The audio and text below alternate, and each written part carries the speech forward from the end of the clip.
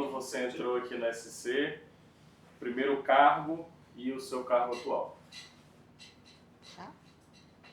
Meu nome é Ana Grace, eu iniciei... Vou começar de novo. Meu nome é Ana Grace, eu iniciei no grupo, na SC, no finalzinho de 2014, ainda como prestadora de serviço. O meu primeiro contrato como coordenadora de SGI foi a partir do dia 5/1 de 2015. Hoje eu sou diretora administrativa de uma das empresas do grupo, que é a CNN. Como que era, porque a gente vai ter lá em 2017, 2018, a gente vai ter a Operação de Santos, eu vou já te perguntar disso. Mas em 2014, o que a SC estava fazendo? Qual era o tamanho da SC? Quais eram as principais operações? A SC já prestava serviço para a Vibra, antiga Vibra, né? Naquela época ainda a refinaria, Petrobras. Ela já iniciava um processo com a própria Ipiranga e Raízen, né? Então, essa parte de derivados ela já trabalhava.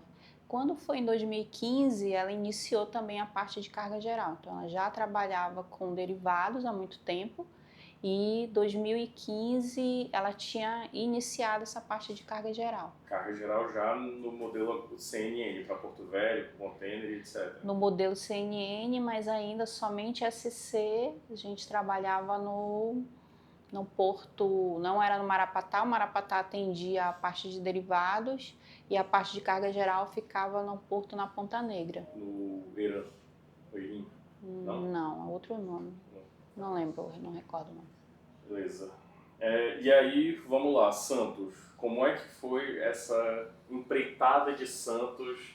Como que foi para SC ir para lá? E qual foi o teu papel nessa jornada lá para Santos?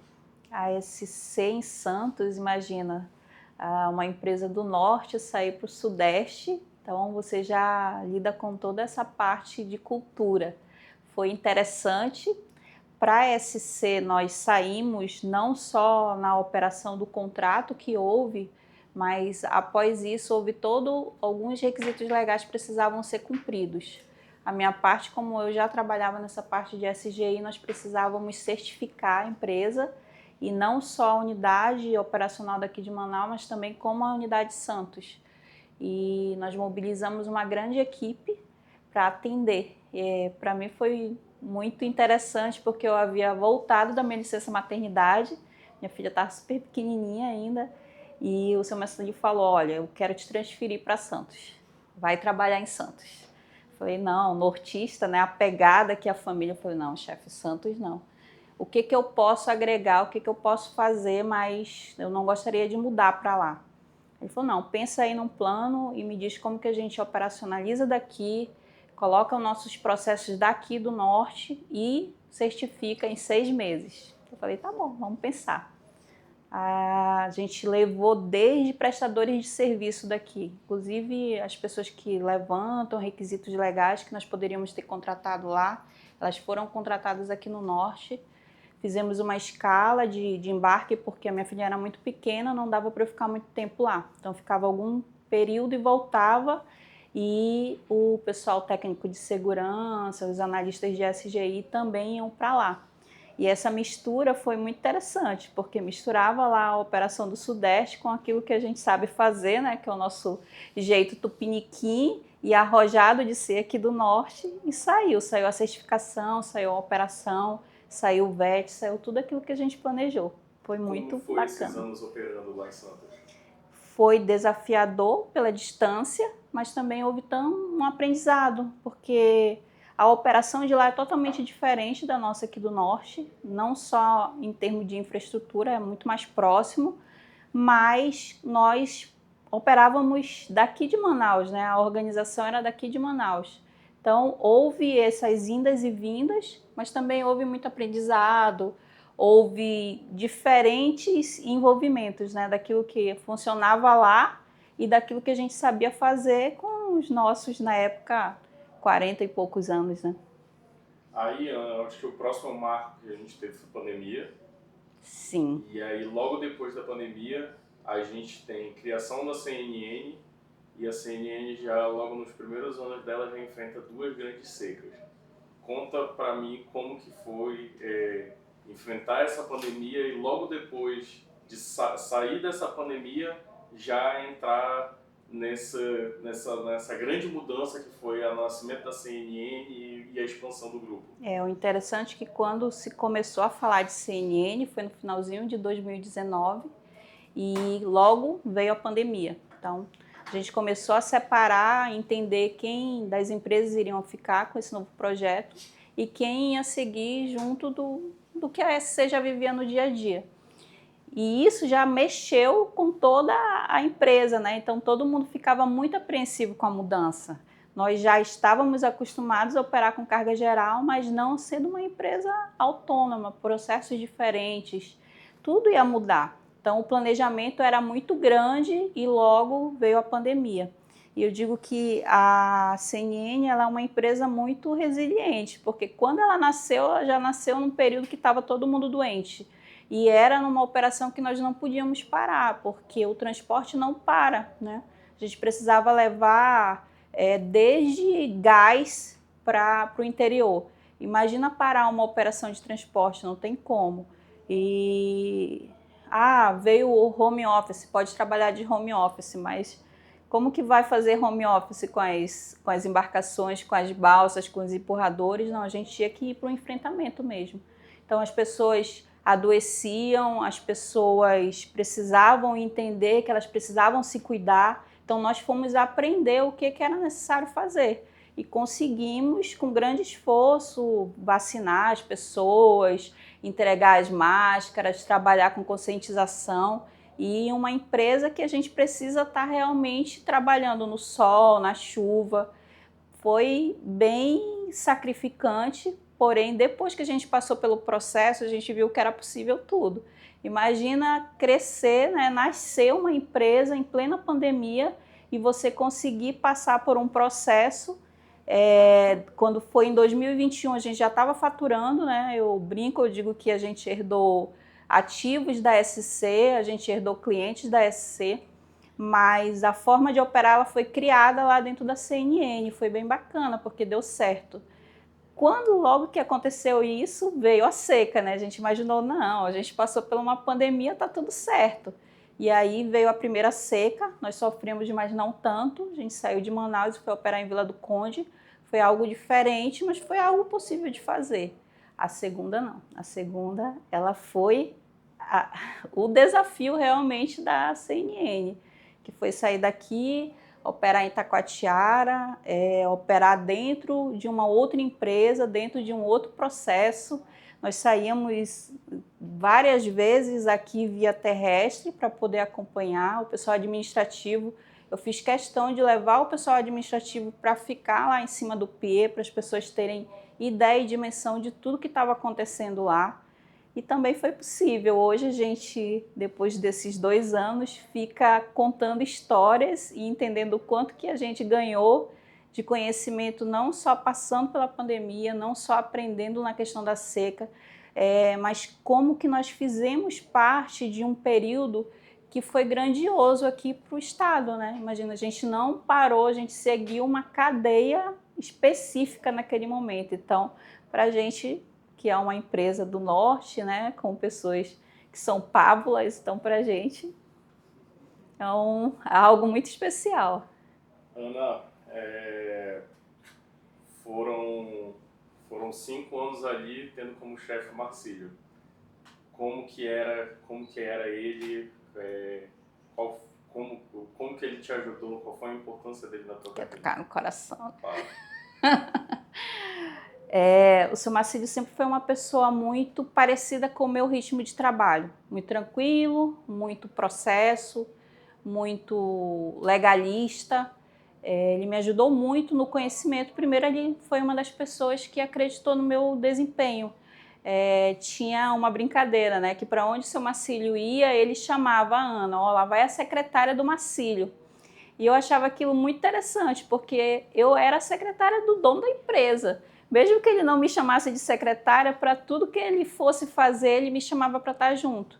E ali eu tive a oportunidade de aprender o que era comercial, o que era embarcação, porque eu não tinha nenhum conhecimento, tanto que quando eu não estava aqui na sede, que eu estava no porto, eu ficava muito preocupada, né? Quando aparecer algo sobre a operação que eu não sei, quem é que vai me ajudar lá, seu Marcílio? Ele dizia, chama o Chiquinho. Primeira vez que eu cheguei lá no porto, e estava tudo muito bem quando era SGI, mas quando era a parte operacional eu ficava perdida. Aí eu disse, eu quero falar com esse Chiquinho, chama esse Chiquinho aí que eu quero falar com ele. Lá vem o seu Francisco Bentes, cabelinho branco, um senhor que estava desde o início da SC e eu nem imaginava que o Chiquinho era o seu Chico. Eu falei, seu Chico, eu preciso de ajuda, eu preciso saber o que são esses itens, o que pode comprar, o que pode fazer, com quem tratar. Então, ele tinha esse relacionamento, ele escolhia algumas pessoas e o seu Chico era uma delas. E quando a gente acreditava nessas pessoas que ele escolhia, era mais fácil de aprender e entender. Então, eu tenho até hoje uma gratidão, porque hoje eu sou diretora da empresa. E se eu não tivesse sido a secretária do Marcílio, sem ter sido a secretária, eu não teria conseguido aprender tudo que eu aprendi. E ele me deu oportunidades.